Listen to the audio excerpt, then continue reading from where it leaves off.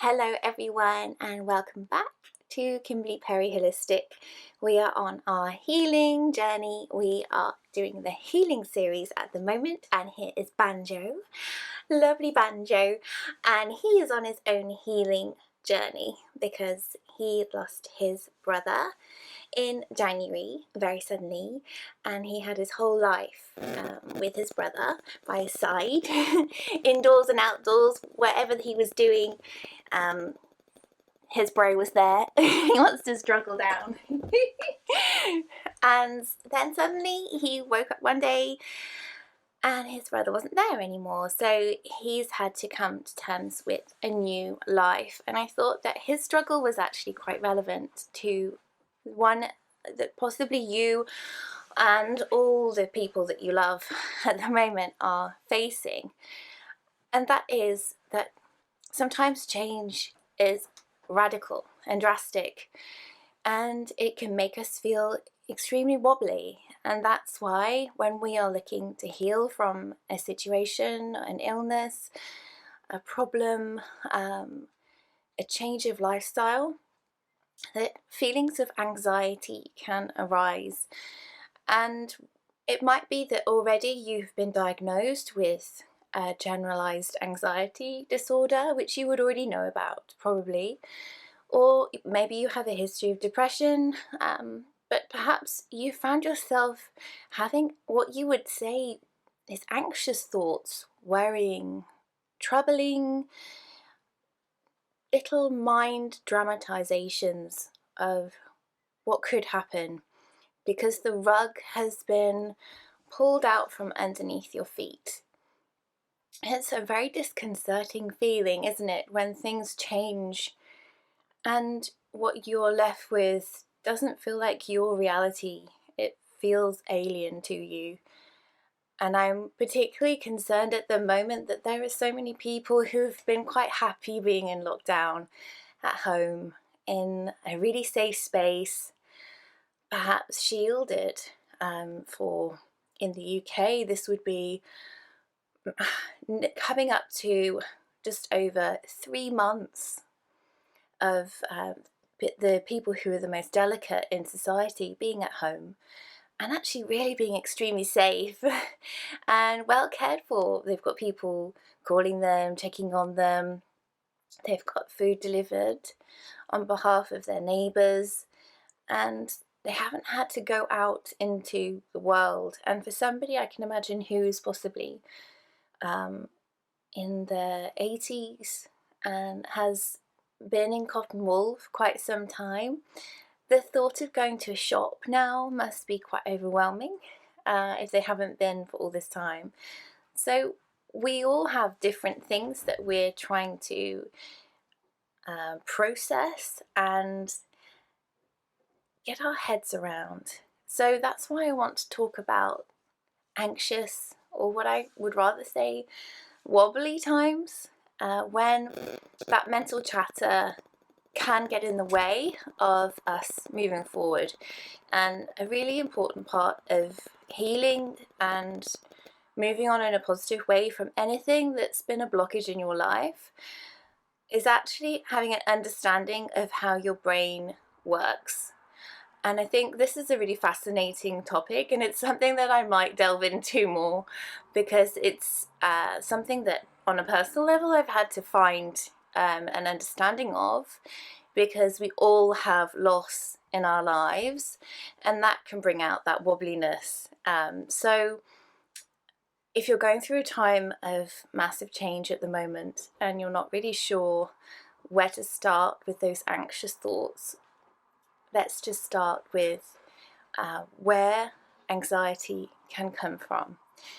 And I found this fantastic podcast that I will link below, and I think it would be really helpful if you took a listen when you can, by somebody who's relatively small in a massive field of therapists and psychologists and lifestyle speakers. But what she says really sounds so sensible to me.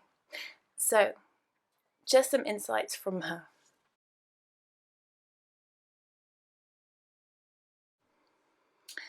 So this lady is called Emily Clark, and she has a podcast called Love Your Anxiety, which again, as I say, I stumbled across for a client I was doing research for. She says that our brain likes to solve problems. Now, we all know that there's certain tasks that we can really get through really quickly because we use that side of our brain that problem solves, that logical brain. Now, you are not that calculator in your head. You are not your thoughts. You are the person who observes the mental chatter and the conversations that you have with yourself. So if you've ever caught yourself thinking something about somebody or something and then gone, oh gosh, that's really negative, I really shouldn't be thinking that about that person, that's terrible, then you, the observer of that thought, that is you. That is your essence. You are not the thoughts. You're the person that notices the thoughts. So that's just the basis of a lot of psychology. And Emily Clark, she actually breaks down that ability that we have to figure out problems into being an issue and turning thoughts into anxieties, by saying that sometimes we actually create more problems for our brain to solve to keep it busy. So the ego mind, so the mind that develops this chatter, it really likes to have something to talk about all the time. So you might have found before, if you ever try to force yourself to relax and do a meditation, or possibly you've gone to a yoga class, or you're on holiday on your sun lounger and thinking, oh, finally, I can chill. And then, out of the blue, into your head comes, oh, did I leave the iron on? Or what about this tomorrow? And I'm really dreading doing that. Or something completely random will come into your head and divert you away from that really nice blank clean slate that you had, which was the no thought slate, which is amazing. It normally comes at the end of having done an hour's worth of yoga or meditated with a guru on top of a mountain. You know, that I have no thoughts in my head space is amazing. But it's quite rare, right? Most of the time we have this conversation with ourselves, like, I must do that next, and I haven't fed the dog yet, and I really should have a shower by now, it's 10 o'clock. It's a judgmental, chattering, nonsensical, most of the time, voice. Now, anxiety happens when we don't tell our inner voice to stop solving problems for us. Anxiety happens when we don't slow the chatter down. Now, Emily Clark says that there are 3 core reasons for any anxious thought. And one is, am I lovable? Am I safe? And am I enough? So whatever you're thinking, whatever that anxious thought is, it's either based on not being lovable, being unsafe, or being unworthy and not being enough. So we can be focused on our appearance and be hypercritical of our weight, or a wart on the end of our nose, or eczema on the back of our head, or the fact that we're 5 foot tall, whether that's, something that we compete with other people over and find that we're insignificant because of that, it will probably go back to, you're unlovable. That's at the heart of your thought, is you're unlovable, and possibly that you're not enough. And at the moment, I think that what most people are experiencing with something like redundancy, for example, is that they feel that they're unsafe. And possibly they feel that if they've lost their job and other people haven't, that they're not enough in who they are. Now, that's a natural reaction to have as a human being, is we turn it back onto ourselves and say, but maybe I did something wrong. But actually, what about if we didn't do anything wrong? This is just a natural pattern of events that are supposed to unfold. And at the time, if we are in that anxiety state, then we are really questioning everything, because suddenly everything has changed. So that's one aspect of anxiety. So we know that our brain likes to do a logical deconstruction techniques of every single problem that we have, and possibly create some more for us, which can lead to anxiety. But how do we actually manage that chatter? Like, how do we regulate those thoughts?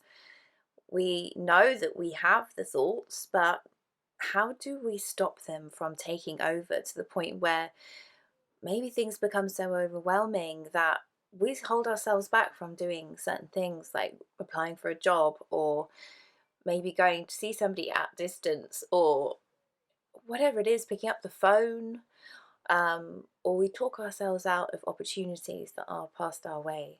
How do we do something positive for ourselves? Well, if you're having a day where you can't even get out of bed, you need to speak to somebody that you trust. And as I said in my first video in this series, we all need to share our experiences with other people in order to help ourselves through them. So number one, please talk to somebody if you are at the moment in that headspace where you don't even want to get out of bed. It's really important that you acknowledge the fact that you are being told by your body and your mind to rest today. And it's really important as well that you share the feelings that are swimming around in your brain with someone who can listen without judgment. So, talking about feelings swimming around, if we don't pull the plug on that full sink and the tap is still running, eventually it's going to overflow. So, how do we funnel out some of that data? Well, if one side of our brain is about logic and problem solving and doing stuff, then the other side of our brain could help us counteract it. So you might have heard of left brain thinking and right brain thinking. Now, left brain thinking is the logical stuff, and right brain thinking, amongst lots of other things, is our creative and flow state, our instinct, intuition, and all things kind of wholesome and nourishing, that would be super helpful to use in times of change.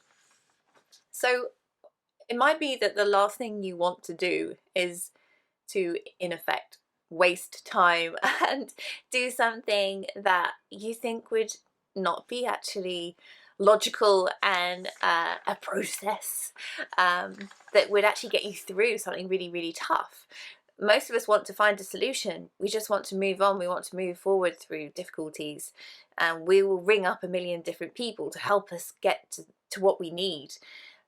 What I have found, though, is from personal experience recently, I found myself gripping desperately on to an outcome that I really desperately wanted to happen in light of everything falling apart. So again, that logical brain likes to clamp onto something else. So one thing's fallen away, let's clamp onto that next thing, because that's going to take me away from this uncomfortable place. But actually what I found myself saying to myself was, just loosen your grip a little bit.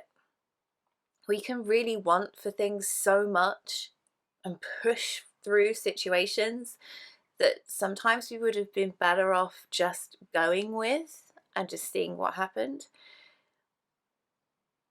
That grip is what can send us into that anxious state. I will give you a quick example, which is, as I said with Banjo, he's had this really difficult year, and we really wanted to bring in another dog into our house. We've always had two, and there was this misalignment in our family where we were three rather than four, and we really felt after a while of giving Banjo plenty of space and plenty of cuddles and attention and encouragement and happy, fun experiences, that actually what he needed was dog time. So humans can't fill every space for a dog, possibly. And I have had the most anxiety and control issues over trying to do this right. And a couple of days ago, I actually said to myself, just let go a bit of this. You're trying to control it far too much.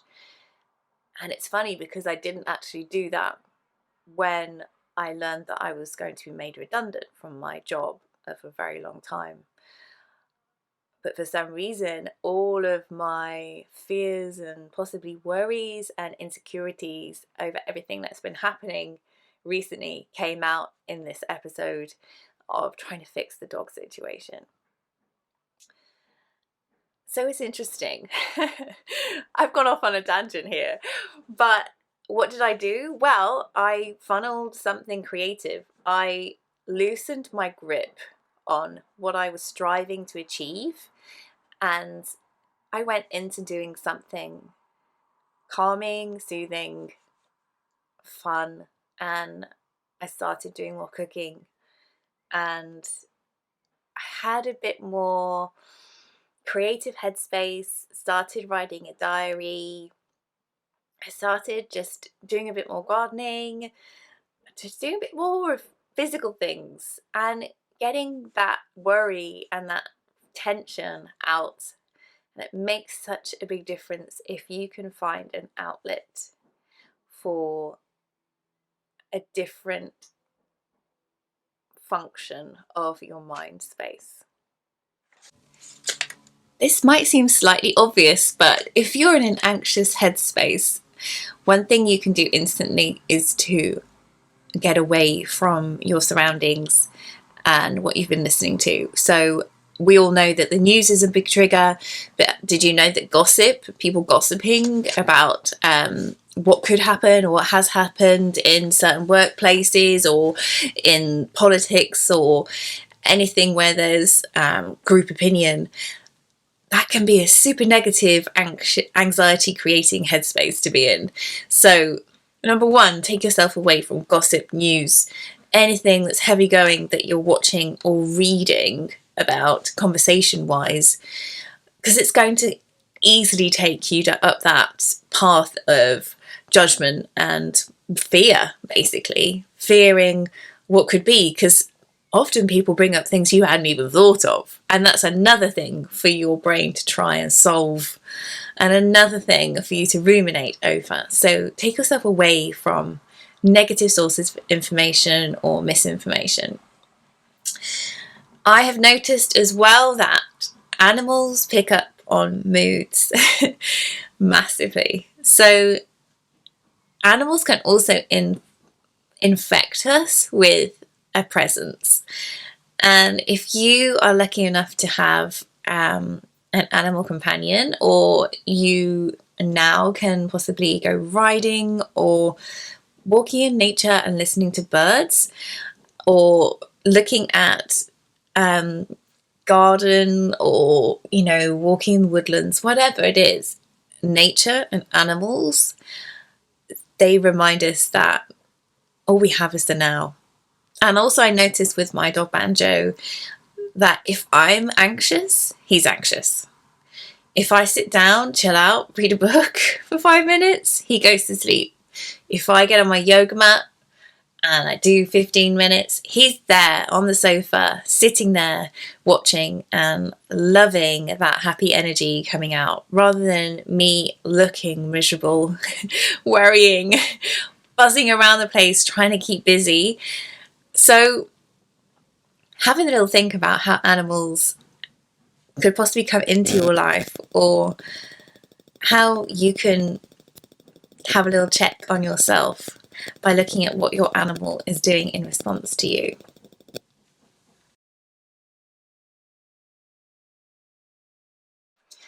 And another brief thing to consider as well is, obviously we've been in these environments at home for so long now, months now.